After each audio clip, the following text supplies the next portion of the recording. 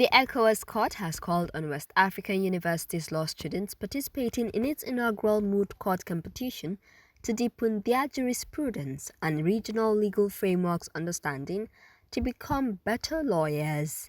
Justice Ricardo Goncalves, president of the court, represented by Dr. Yauza Urosama, the chief registrar, threw the challenge to the participants during the orientation session of the Moot Court.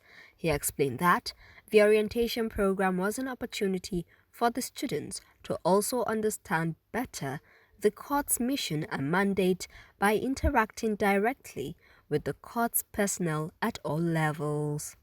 We are particularly pleased to host such a dynamic gathering coming from various universities. And your presence here reflects a shared commitment to excellence, dialogue, and the advancement of regional jurisprudence.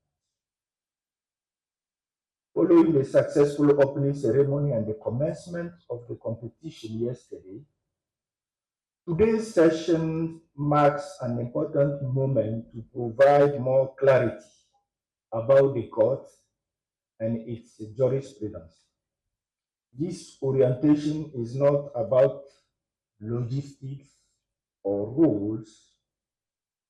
It is an opportunity to better understand the mission and mandate of the ECOWAS Court, to deepen your engagement with regional legal frameworks, and to interact directly with the chief registrar, the directors, the lawyers of the Community Court of Justice. Your Excellencies, coaches, judges, and legal students. As the Chief Registrar of this Honorable Court, I want to inform you that I'm fully available to respond to any of your concerns or questions after the presentation and also indeed after this session and at any time. As future advocates, judges, and policymakers, your participation in this moot court reflects a shared dedication to upholding justice, fostering regional cooperation, and advancing legal excellence across West Africa. We encourage you to listen closely, ask questions freely, and take full advantage of the wealth of knowledge and experience that this session is offering to you. Also speaking, Mr. Gislian Agbozu, ECOWAS Court's principal research officer, gave a presentation to clarify the court's jurisdiction, protocol, articles, access, and admissibility, among others. He explained that the ECOWAS Court has one protocol which was adopted on the 6th of July 1991 and was amended on the 19th of January 2005 as its supplementary protocol. Agbozu said that Article 9.4 of the Court's protocol regarding jurisdiction on human rights cases stipulates that the Court has jurisdiction to determine cases of violation of human rights that occur within any member state's territory. Jurisprudence of the Court on issue of jurisdiction, which is you can find the provision regarding jurisdiction of the court on human rights cases in the new Article 9.4 of the Protocol of the Court as amended. Article 9.4 stipulates the court has jurisdiction to determine cases of violation of human rights that occur in any member state. When you read that provision, the source of human rights obligation within ECOWAS is the African Charter on Human and People's Rights and the Human Rights Instrument adopted under the auspices of the United Nations, to which member states are parties to.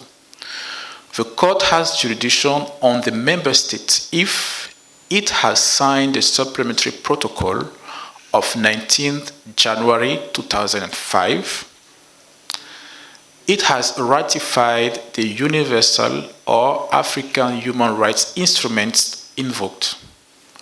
The violation is alleged to have occurred on the territory of the said member state. Only member state can be brought before the Court of Human Rights violation, because member states are the sole parties to the regional and the universal instruments the court has jurisdictions over. The principles and criteria outlined in Amusu Enriquez has been consistently applied in subsequent judgments of the court. Access to the court is open to the following: individuals on application for relief for violation of their human rights, the submission of application for which shall not be anonymous, nor be made whilst the same matter has been instituted before another international court for adjudication. Mr. Yusuf Madami, ECOWAS Court's senior legal officer, described the court as the principal judicial organ of ECOWAS, which was established to ensure the interpretation and application of the ECOWAS Treaty. He said the court represented a significant achievement in enhancing West African and African regional integration framework, having established itself as an institution for protecting human rights and promoting the rule of law. The Court of Justice, stands as one of Africa's most significant regional judicial institutions. It serves as the principal legal organ, principal judicial organ of the ECOWAS. And basically, it was established, to ensure the observance of law and justice in the interpretation and application of the ECOWAS Treaty. ECOWAS Court was conceived as part of the broader vision of for the West African economic integration that began with the establishment of ECOWAS in 1975. Leaders of the West African countries came together in 1975 and, of course, created this economic bloc called ECOWAS. So the court's creation was a gradual process that came out from the process of institutional development within the regional bloc. And the ECOWAS was first established by the Lagos Treaty in 1975. Then these are the legal instruments pertaining to the court now. So we have the revised treaty of the ECOWAS Court, the revised treaty of the ECOWAS, which is the grand norm, which is like the constitution of the ECOWAS, within which all other legal texts draws their legalities from. So after the creation, or after the formulation of the treaty in 1975, the first legal text of the court was the 1991 protocol. And this 1991 protocol established, it was the protocol that came into dealing with the modus operandi of the court. Then after that, we have the revised treaty, which came in 1993. And we have the court, as I said, became operational in 2021. Then we have the supplementary protocol, which expanded the jurisdiction of the court. The ECOWAS Court of Justice represents a significant achievement in the African regional integration framework and, of course, international law.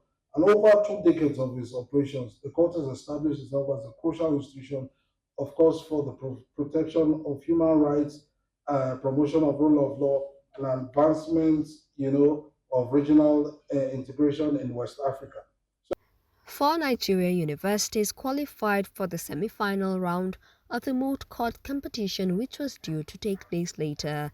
They are the Ahmadu Bello University Zaria, the University of Jos, the Lagos State University, and the University of Uyo.